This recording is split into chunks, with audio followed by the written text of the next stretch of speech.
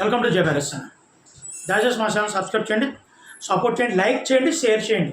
మీరు లైక్ చేస్తేనే ఎక్కువ మందికి వ్యూస్ వెళ్ళే అవకాశాలు ఉంటాయి. నేను చెప్పే మాటలు తప్పులేనంటే కంపల్సరీ కామెంట్ రూపంలో తెలియజేయండి, వాడు సర్దిద్దుకుంటారు.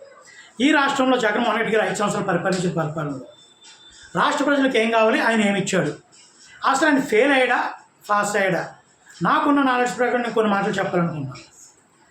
రాష్ట్రం బాగుగా ఉండాలంటే, రాష్ట్ర అభివృద్ధి బాగుండాలంటే, రాష్ట్రంలో ఇన్ఫ్రాస్ట్రక్చర్ డెవలప్ అవ్వాలంటే, రాష్ట్రంలో రోడ్లు బాగుండాలి, పరిశ్రమలు రావాలి, ఉద్యోగాలు పెరగాలంటే పరిశ్రమలు రావాలి. తద్వారా రాష్ట్ర ఆదాయం పెరుగుతుంది. తద్వారా ప్రజల యొక్క అవసరాలు కూడా తీర్చుకునేటానికి ఇవాళ ఇన్కమ్ కూడా పెరిగే అవకాశాలు ఉంటాయి. కానీ ఈ రాష్ట్రంలో జగన్మోహన్ రెడ్డి గారు నెగ్గిన తర్వాత ఓన్లీ పథకాల మీదే దృష్టి పెట్టి ప్రజలకు మనం రూపాయి ఇస్తే మనకు ఓటేస్తారు.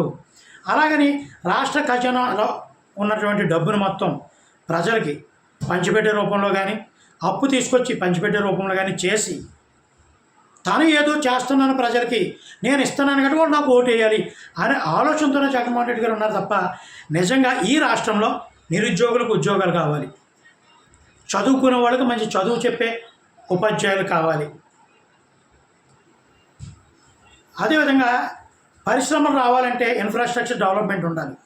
వాటర్ సోర్సెస్ కానీ, రోడ్లు కానీ, వాతావరణ పరిస్థితులు కానీ ప్రభుత్వం కూడా అనుకూలించాలి.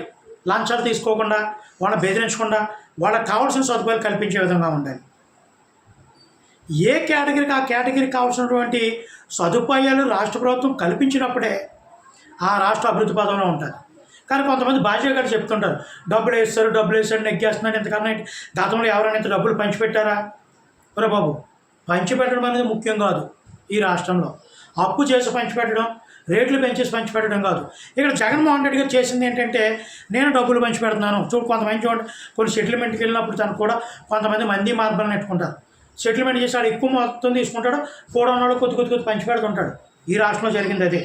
ఏం జరిగింది? ఇసుక, మద్యం, మైనింగ్, అదేవిధంగా భూదందా, ఇవన్నీ కూడా రాష్ట్రంలో విడిగా ఎక్కువైపోయినాయి. అంటే ప్రజలు డబ్బులు పంచిపెడుతున్నారని మైకుల్లో ప్రజలను పెట్టేసి మద్యం విషయంలో దారుణమైనటువంటి రేట్లు ఇవన్నీ అందరికీ తెలిసిన విషయాలు.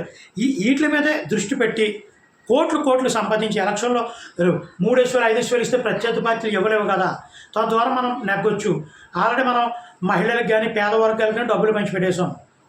మనం ఏం చేసినా పర్లేదండి ఆలోచన రీతిలో జగన్మోహన్ రెడ్డి ఉన్నారు కాబట్టి, ఆ మాయలో ఉన్నాడు కాబట్టి జగన్మోహన్ రెడ్డి గారు ఒక విధంగా ఫెయిల్ అయినట్టే చెప్పవచ్చు.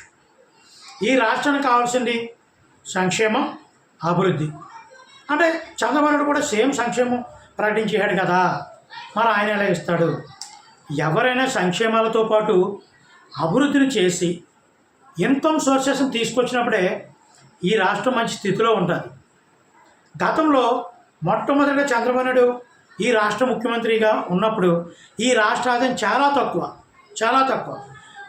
రాష్ట్రంలో ఉన్నటువంటి ఖజానా చాలా 16,000-16 లక్షలు మొత్తం ఎంతో ఉండేది. దాన్ని కొన్ని కోట్లకు తీసుకెళ్ళి బడ్జెట్ను కూడా ఎక్కువ వచ్చేలా చేసి, హైదరాబాద్ ఇన్ఫ్రాస్ట్రక్చర్ డెవలప్ చేసి, ఇన్కమ్ సోర్సెస్ని క్రియేట్ చేసి, ఉద్యోగాలు కల్పించి ఆయన సక్సెస్ అయ్యాడు. అదేవిధంగా మళ్ళీ సక్సెస్ అయ్యే అవకాశం ఉంటాయి. ఆయన చేసి చూపించాడు. ఒకసారి ఆలోచించండి ప్రజలందరూ. నేను ఇక్కడ చంద్రబాబు నాయుడుకి వేసేయమని చెప్పడం లేదు. మీకు మంచి అనిపించే అభివృద్ధి కూడా కావాలి, ఎంప్లాయ్మెంట్ కావాలి, సంక్షేమంతో కూడా అనుకుంటే అది మీ విజ్ఞతకు వదిలేస్తున్నాను. జై భీమ్.